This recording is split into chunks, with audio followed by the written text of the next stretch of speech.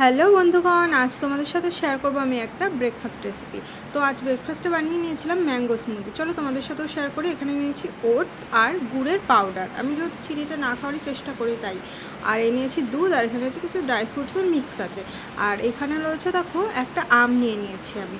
তো প্রথমে আমি মিক্সিং জারে এই ওটস আর হচ্ছে গুড়ের পাউডারটা নিয়েছি, তার সাথে নিয়ে নিয়েছি দেখো কটা আমন্ডস বাদাম, তার সাথে নিয়ে নিয়েছি আমি দুধটাকে অবশ্যই তোমরা একটু ঠান্ডা করে নেবে। আর তার সাথে নিয়েছি দেখো ওই আমটা। এবার সবগুলোকে মিক্স করে নেবো। আর এইদিকে আমি একটা গ্লাসের মধ্যে একটুখানি মধুটাকে লাগিয়ে নিলাম একটু পাশ দিয়ে সাইডে। একটু মধুটাকে দিলে কি হয়, একটু টেস্টটা একটু ইনহ্যান্স হয়, তো তার জন্য। আর তার মধ্যে নিয়েছি দেখো চিয়া সিড। যেহেতু সকালে আমি চিয়া সিডটা খাই, তো আমি এটার সাথে অ্যাড করে নিই। তো চিয়া সিডটা নিয়ে নিয়েছি গ্লাসে। তারপরে দেখো স্মুদিটা রেডি হয়ে গেছে। এটা একটু আমি গাঢ় করে করেছি, তোমরা চাইলে একটু পাতলা করে করতেই পারো। তো গ্লাসের মধ্যে দেখো আমি এবার আস্তে আস্তে এটাকে একটু ঢেলে নেব।